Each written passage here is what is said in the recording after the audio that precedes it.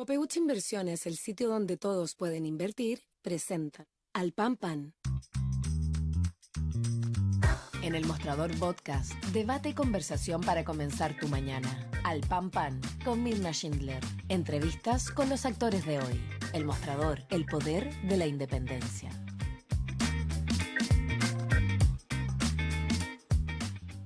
¿Cómo están ustedes? Muy buenos días, ya reincorporándome después de 2 semanas fuera de las labores periodísticas. Aquí estoy y fundamentalmente para, naturalmente, hacernos cargo de los temas más importantes. Vamos a estar conversando, siempre les cuento en el siguiente bloque, con Neftalí Caravantes, ex subsecretario de Carabineros, académico además de la Universidad Central, acerca primero, ¿no?, de lo que va a ocurrir hoy día. Hoy día asume el nuevo director o director general de Carabineros, Marcelo Araya, en reemplazo de Ricardo Yáñez, que mañana enfrenta el proceso de formalizaciones. Y vamos a estar entonces analizando los alcances que tiene no solo la salida de Ricardo Yáñez, sino también los cargos que enfrenta y sobre todo lo que va a significar además esto en medio de la grave crisis de seguridad que atraviesa el país. Pero nos queremos concentrar ahora en lo que ha sido la situación de Marcela Cubillos con este sueldo millonario. Ustedes saben, una información que reveló nuestro medio, el periodista Iván Weissman, respecto de su paso por la Universidad San Sebastián y este sueldo que recibió durante 2 años y medio. Y queremos hacerlo para analizar los dos planos al menos que tiene este caso: el plano académico, lo que implica en el mundo de las universidades este hecho, y en segundo, por supuesto, el plano político. Y por eso tomamos contacto a esta hora desde Londres o desde Oxford. Le vamos a preguntar Pablo Ortúzar, antropólogo social, investigador del Instituto de Estudios de la Sociedad IES, que además acaba de terminar su doctorado en teoría política. Pablo, un gusto de tenerte con nosotros. ¿Cómo estás? Muchas gracias, muy bien. Estoy más al norte, estoy en Escocia, en Edimburgo. Pero Perfecto. Ya, fantástico. Quería dejarlo súper claro porque habíamos conversado la última vez y estabas en pleno proceso. Bueno, exacto. precisamente porque tú acabas de terminar un posgrado de alto nivel, digamos, ¿no? Una universidad como Oxford, que es una de las mejores universidades del mundo. Y quiero preguntarte lo primero: el caso Cubillos, visto desde allá o desde fuera del país, ¿cómo lo ves? ¿Cómo ha repercutido además en el mundo académico? O sea, han habido casos de abuso en instituciones, especialmente también en casos de abuso de instituciones privadas, de empresas y en el ámbito de la sociedad civil, ni hablar. Y abuso me refiero no abuso como, no sé, los abusos sexuales en la iglesia, por ejemplo, sino abuso de la institucionalidad. Por ejemplo, había un obispo alemán que se había construido una verdadera mansión, que al final se la quitaron porque era un escándalo, lo cual no era exactamente ilegal, digamos, estaba disponiendo de los recursos que tenía su jurisdicción, pero de una forma que era totalmente, digamos, injustificable.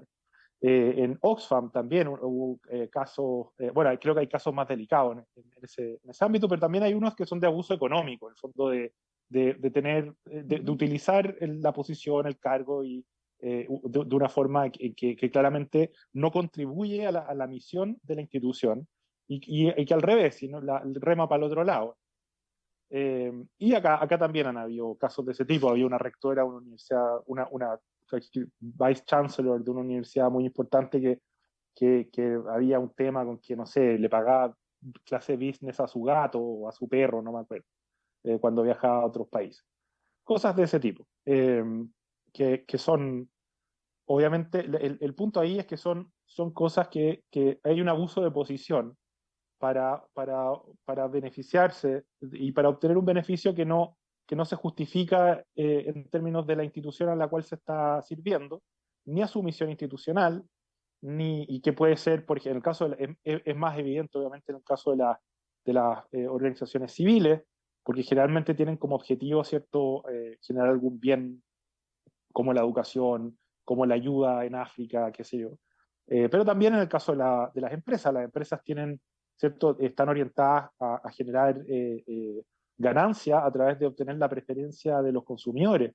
Entonces también las decisiones decisiones arbitrarias o de lujo absurdos que no se orientan en esa dirección, que son injustificables en esa dirección y que además generan desorden y malestar adentro de la organización, obviamente no colaboran en ningún sentido. Y ese tipo de cosas, la verdad es que pasan en todos lados. Eh, eh, pero que pasen en todos lados, obviamente no la justifica, al revés, hace que Claro. efectivamente hay que tener mecanismos para estar atento, para corregir, para evitar este tipo de abusos, porque además degradan las instituciones. Esa es la verdad. Claro. Sí, Pablo, déjame contarte algunas cosas para ir, digamos, añadiendo más elementos a esta conversación. El rector, Hugo Lavado, sabemos que solo emitió una pequeña y corta declaración dando cuenta del gran valor que tiene Marcela Cubillos, pero hasta ahora él no ha dado una entrevista. Y ayer en el Mercurio habló el socio de la Corporación de la Universidad San Sebastián, Alejandro Pérez. Y en esta entrevista él plantea varios puntos, pero te quiero compartir este que me parece importante. Dice, tengo mucho respeto por las personas humildes que tienen sueldos bajos, ¿no es cierto?, a propósito de estos 17 millones. Si uno lo mira desde el punto de vista de lo que hizo para la universidad, Marcela Cubillos, se justificaba, pero a renglón seguido dice, desde la estructura de remuneraciones de la universidad era claramente excesivo, una contradicción en sí misma, porque por un lado se justificaba, por otro lado era excesivo. Dice que ningún académico gana esto, ninguno. No, O sea, dice que los rectores, vicerrectores, prorectores están todos más arriba, pero que esta estructura de sueldo no se condice, ¿no es cierto?, con la realidad de la universidad y que si de él hubiese dependido, él habría preferido que Marcela Cubillos se hubiese ido en el sentido de que estaba siendo atraída aparentemente por otro empleador, otra empresa, otra compañía, lo que haya sido. Quiero preguntarte a ti, por eso te digo, desde el punto de vista de esta discusión que se ha instalado, ¿no es cierto?, de que se le pague a una persona que no tiene posgrados, que conozcamos al menos, mira, dice él que parece que tiene uno. Hasta ahora Marcela Cubillos no ha dicho, yo tengo este y este y este posgrado, por lo tanto, hasta ahí parece que el factor curricular no es esencial. ¿Cómo impacta, dirías tú, al mundo académico precisamente esto que dice este señor? bueno, obviamente que es algo que sale, ¿cierto?, como bien dice, de la estructura de sueldos normales. Por lo tanto, todas las empresas tienen estructuras digamos, para poder funcionar con rangos, etcétera, etcétera. En algunos casos esos rangos son rotos para atraer, ¿cierto?, algún rockstar, alguien que tenga efectivamente mucha presencia pública o que sea especialista en algo que es de particular importancia para la universidad. Por ejemplo, si yo quiero levantar a un científico para armar un laboratorio en un área clave desde otra universidad, probablemente la oferta de sueldo va a ser mucho más alta. Eh, Ahora, igual, claro, yo no soy tan amigo tampoco del gremialismo académico, porque cada uno ahí está defendiendo su propio ranchito y en ese sentido no, hay mucho de eso mucha de esa crítica que no tiene demasiado contenido. Como digo, hay autores, por ejemplo, historiadores importantes, pero que se han dedicado a publicar libros que van hacia el público amplio, como Neil Ferguson, que tiene un doctorado en Oxford, pero él se dedica principalmente a un tipo de historia que es más de difusión que ultra especializada y que debe tener un sueldo sideral, pero porque es una figura pública de mucho peso. Son cosas así. Entonces, no, esta idea como de un purismo y además también en la mentalidad de que si uno tiene un doctorado, o sea, uno puede tener doctorado, no un certificado ni de capacidades, o sea, de ciertas capacidades, ciertas habilidades. Publicar papers tampoco es gran cosa. O sea, también la academia hay que bajarle un poco el pedestal. Ujú. Hay mucha gente que Ya. está, es como, no, es que si no tiene un doctorado y no tiene unos papers indexados no sé dónde, eso hoy día no es gran cosa, la verdad. Entonces, eh, no, yo no me iría por ese lado como medio del gremialismo académico para juzgar este caso, sino en el sentido que, claro, que no se ve el mérito de la decisión de un ingreso de esa envergadura más por media jornada, vinculando uno no puede decir qué beneficio le otorga en términos educacionales esto a la Universidad San Sebastián, ni tampoco cuál sería, por ejemplo, si uno dijera aquí hay este es un golpe de marketing, pero no es que se hayan llegado a Don Francisco a hacer un curso, es algo mucho más modesto y que yo no sé cuánto arrastre real tendrían que mostrarlo más o menos, eso pueda tener. Entonces, no, a mí me parece que aquí hay claramente una mala decisión, hay un abuso de la institución que, mm, que está bien que sea corregido, pero, pero también he visto mucha exageración y mucho gremialismo. La academia es un mundo Sí. muy de peleas muy pequeñas, de rencillas muy pequeñas también. Entonces, tampoco hay que, yo no me internaría mucho en esas líneas argumentativas. Claro, mira, déjame agregarte algunos puntos. De todas maneras, para dejarlo claro, mira, Marcela Cubillos obtiene el grado de licenciada en Ciencias Jurídicas y Sociales en el año 90, pero se titula de abogada recién en 2007, 7 de mayo del 2007 en la Católica. Entre el 95 y el 2001 fue profesora de Derecho Constitucional en la Pontificia de la Universidad Católica. En 2006 se reintegró a la docencia en la Escuela de Derecho de la misma universidad. En 2010 se incorporó al Comité Asesor de Futuro del Centro de Evaluación de Políticas Públicas, etcétera, de la Universidad Mayor. Y desde el mismo 2020 hasta agosto de 2024 trabajó como docente e investigadora de la Universidad de San Sebastián, publicando 3 libros que, tal como se ha dicho, no han sido citados, digamos, no son libros con valor más allá de lo que tú señalas, ¿no? Entiendo el punto de que hay una hay un egocentrismo exagerado quizás en el mundo de la academia, pero los Sí, papers son los papers. Entonces, solo pero para los papers, cerrar, sí, sí, sí, de acuerdo. Solo que, es que el tema de los papers yo creo que hay que tener cuidado, porque, por ya, ejemplo, esto es sin defender el caso Cuyo, porque yo creo que es sí, injustificable. ya, Pero, por ejemplo, la mayoría de los papers en ciencias sociales, en humanidades, tienen niveles de impacto mínimo. O sea, los lee una persona, leen 2 personas. También se da el fenómeno esto que se llama como el club de citas, ¿cierto? Un cartel de citas, le dicen ahora en España.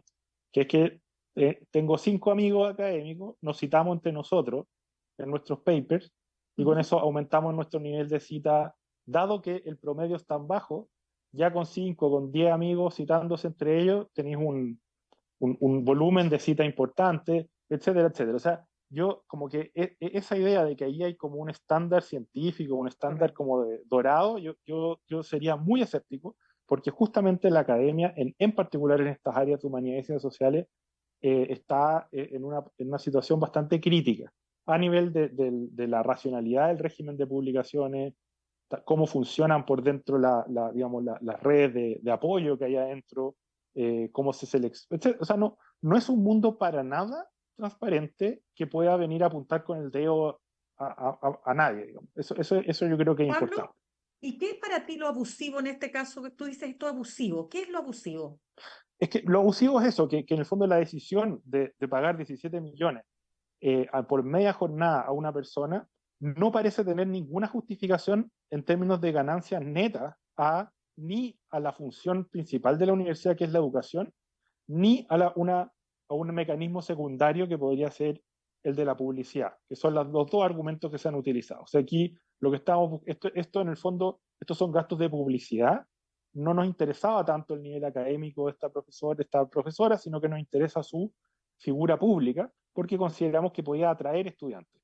Eso es cierto, y a mí me parece bastante dudoso y discutible. Habría yo no hay, hasta ahora no he mostrado ninguna prueba que pueda ser razonable esa justificación.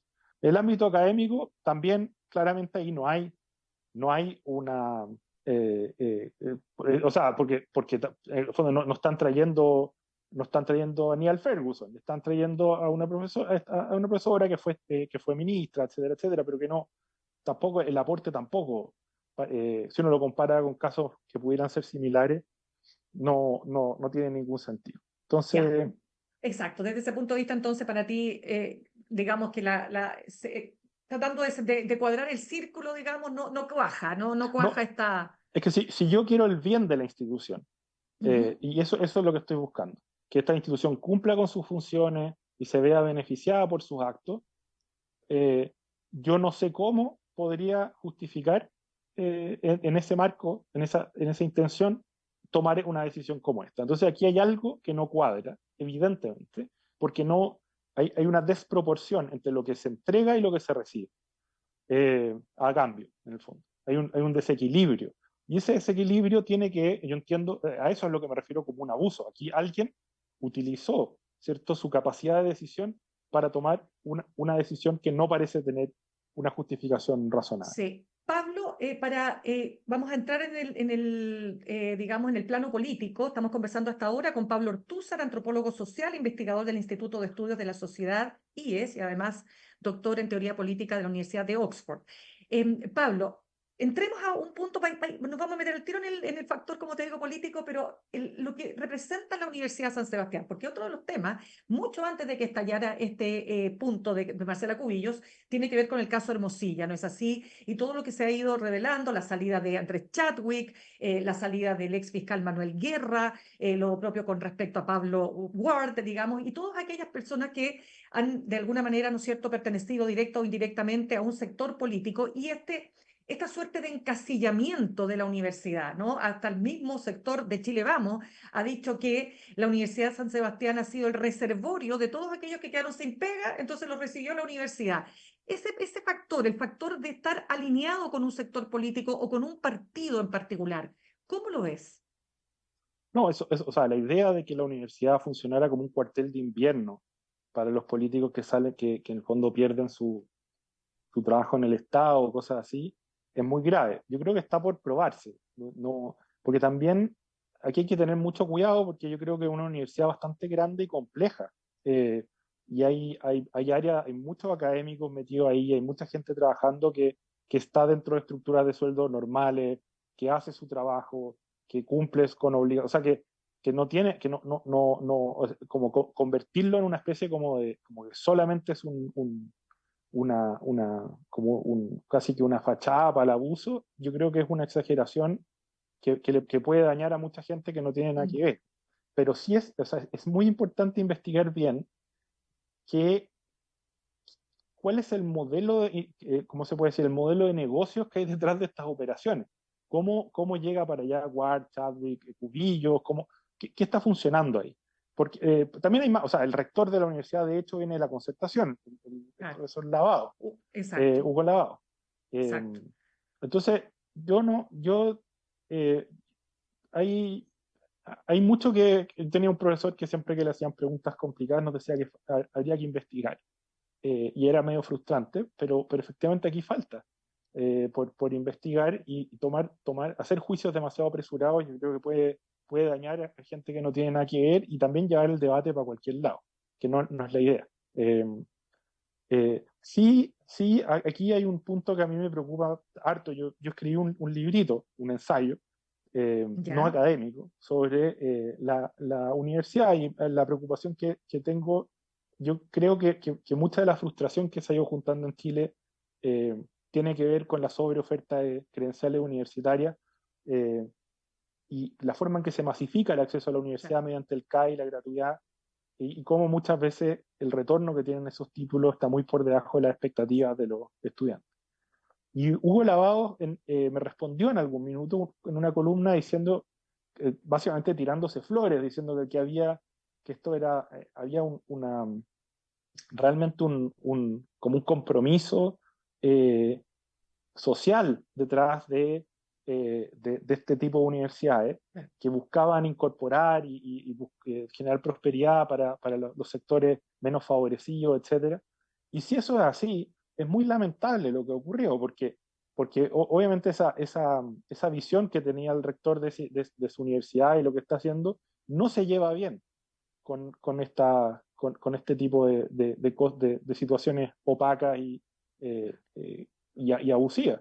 Entonces, yo creo que aquí si es que en verdad ese es el compromiso de la universidad, van a tener que hacer cambios importantes para poder hacer visible institucionalmente, porque ese es el tema. Hoy día esto pasa a todo nivel. Tenemos empresas que dicen que están comprometidos con el medio ambiente, que están comprometidos con un montón de cosas, y en verdad uno después estudia el modelo de negocio y es mentira. O sea, sí, puede que no sé, alguna parte de su packaging ahora es de cartón en vez de plástico, pero utilizan cierta energía sucia, les da lo mismo realmente. O sea, eso es lo que dicen greenwashing o estas formas de Claro, lavar imagen. Entonces, totalmente.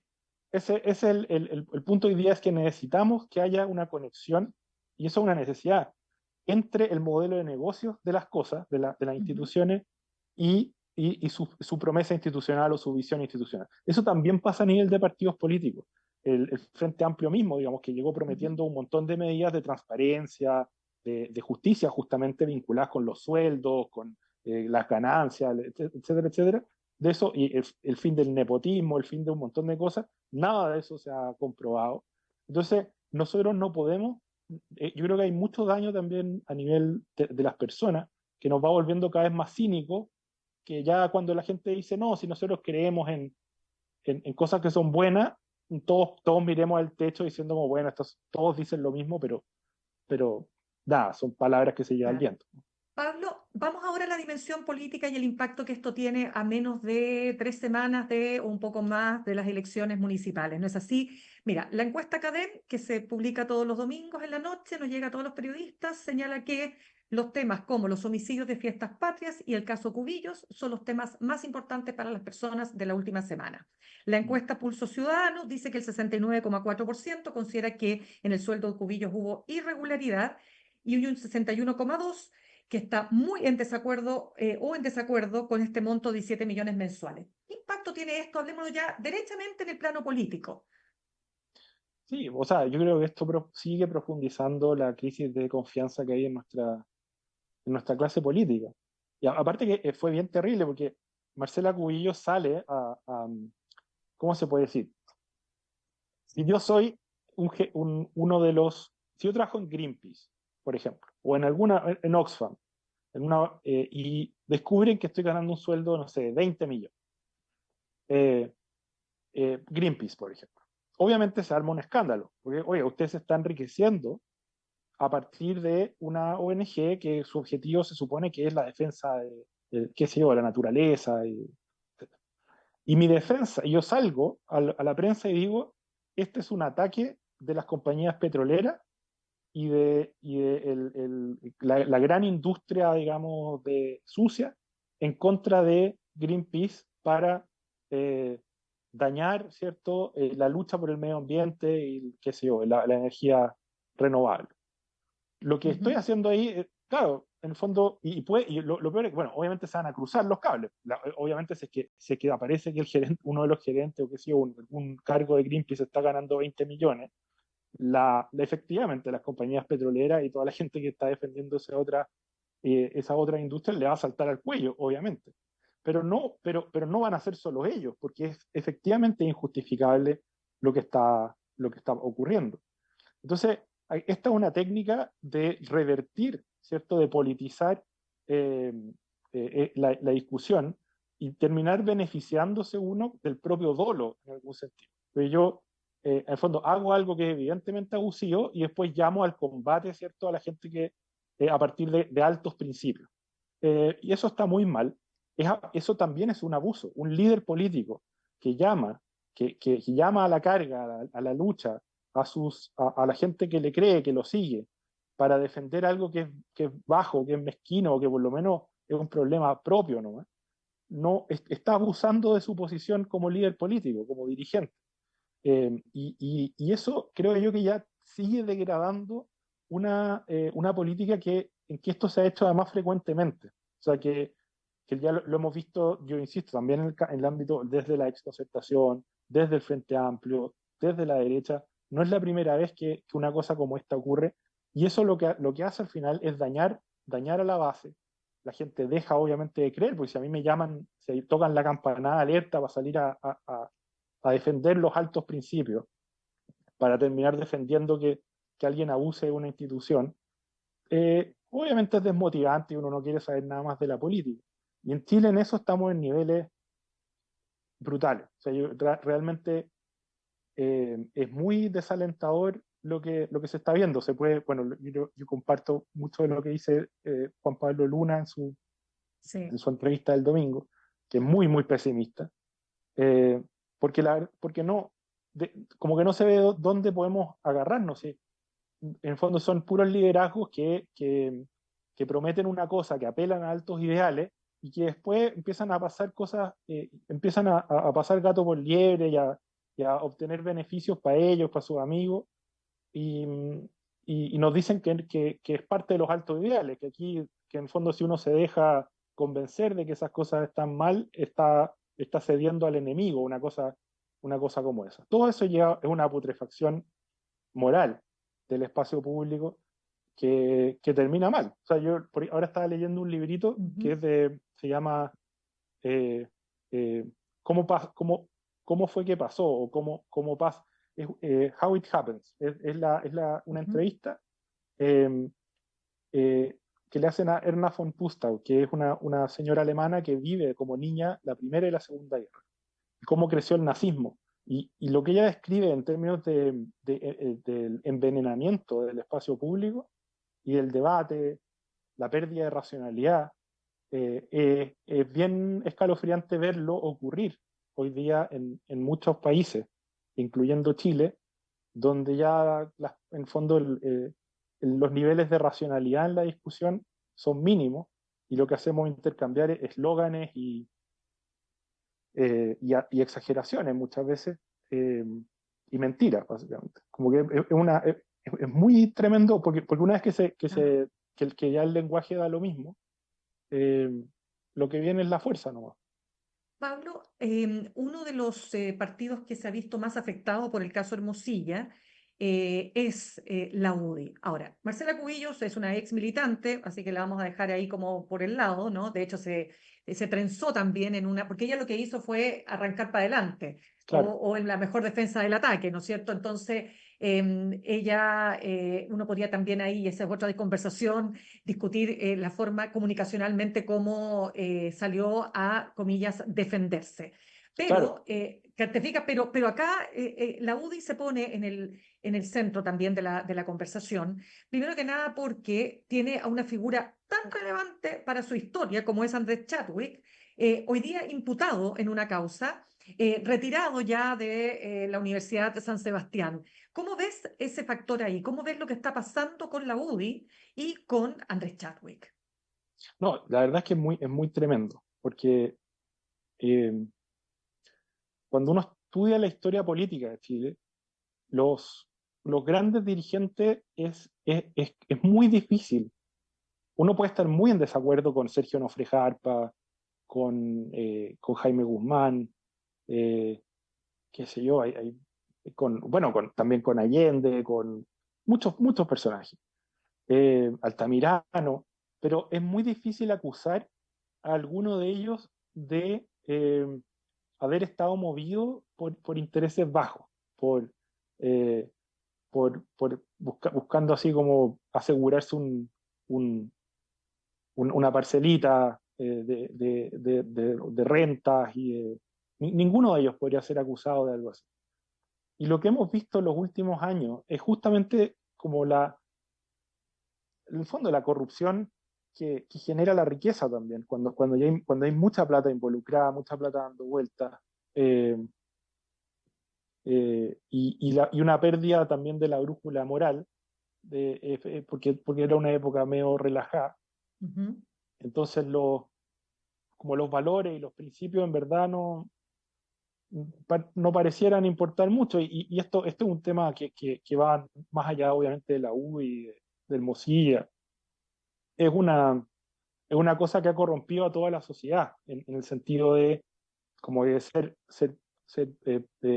hoy día la idea de trabajar honestamente y sacarse, digamos, ser un trabajo disciplinado, orientado a, qué sé yo, es visto como pollo, y la idea es hacerla, la del vivo, la de hacerla pasada, etcétera, es cada vez más glorificada, no porque la gente considere que está bien, sino porque consideran que así es la cuestión, ¿no? Así funciona el mundo, y tratar de pensar otra cosa y actuar de otra manera es visto como un idealismo, o como cobardía, o como un idealismo que no va a conducir a ningún lado. Eso es muy tremendo. Hace poco leí el cantante urbano Pablo Chile dijo que quería modificar sus letras, como tratar de alejarse de la glorificación de un poco del mundo criminal. Eh, justamente porque veía que esto le hacía mal a los jóvenes. Decía esta ilusión de que uno puede hacerla nomás, que si uno es choro y uno, en el fondo que hay que buscar, el mundo es para los vivos, el que tiene la valentía de agarrarlo de las mechas y hacer lo que quiera con él. Que alejarse de eso, que él pretendía alejar su música. Y yo creo que eso él se da cuenta, él lo ve y se da cuenta. Y a mí me parece que en el caso de la defensa de Cubillos, por ejemplo, y en muchos otros casos que han ido apareciendo, hay un nivel de cinismo brutal, que es igual que las peores canciones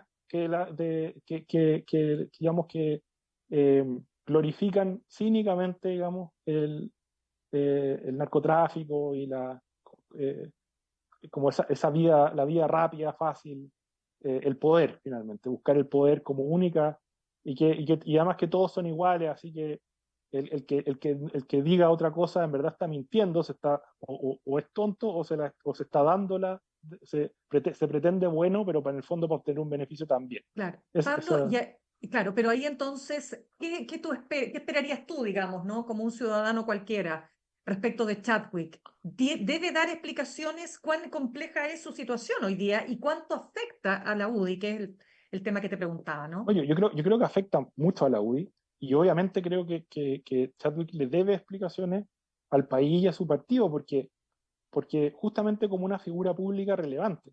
Esa es porque aquí no es un tema, es que es el problema también. Nosotros hoy día nos Ujú. movemos con estándares legales.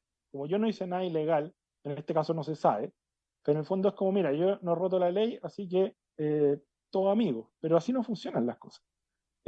Por eso recordaba grandes líderes del pasado que construyeron su liderazgo, obviamente, basándose en un estilo de vida, y en un discurso que se podía haber traducido en sus prácticas cotidianas. Eh, entonces, mi pregunta es, ¿la verdad hoy día de la derecha política, es Marcela Cubillo? ¿Esa es la verdad? O sea, esto es, oye, la libertad es para hacer lo que queráis con lo que tenéis, chao. Esa es nuestro, en esto terminó el gremialismo, en esto terminó el principio de subsidiariedad, en esto terminó, qué sé yo, Guzmán, Onofre Harp, Arturo Alessandri, Diego Portales. Cada uno hace lo que quiere con lo que es suyo, fin. Si eso es así, la verdad es que es brutal. O sea, es un abismo.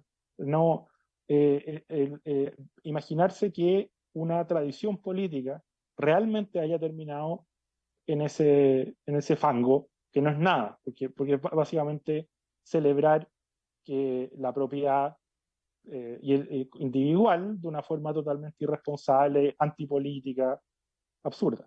Esa es Correcto. como la pregunta Ok. que yo Por lo creo que es relevante, tanto, y lo de Chadwick es importante sí, en ese mismo sentido, porque él tiene que aclarar sus propios actos, digamos, porque recordemos aparte que además antes de esto vino Longueira. sí. Entonces, es una debacle, y esto tiene que llevar a una reflexión más profunda. No puede quedarse ahí, porque lo que se comienza a ver es que la plata es tremendamente corrosiva, de la vida en el ámbito de la vida política. Y si eso es así, hay que repensar las instituciones, repensar cómo funciona ese aspecto, porque nada, pues el país parece, los últimos 20 años ha sido un escándalo tras otro. eh, y todo apuntándose con el dedo, como si robar o apropiarse o aprovecharse estuviera vinculado a una ideología, pero la verdad es que ya o sea, todas las religiones están metidas, todas las instituciones del Estado, están todos metidos. Entonces, aquí hay un problema más de fondo que todavía no llegamos a agarrar digamos, de los cachos. Uf, harto tema que nos queda también para seguir conversando, Pablo. Lamentablemente se nos acaba el tiempo. Pablo Ortúzar, antropólogo, investigador del Instituto de Estudios de la Sociedad, y también ya doctor en teoría política de la Universidad de Oxford. Te quiero dar las gracias por haber estado desde el Reino Unido conversando con nosotros. No, muchas gracias y muy feliz de estar acá. Gracias por la Gracias. invitación. Gracias a ti también. Un abrazo. Un abrazo. Gracias.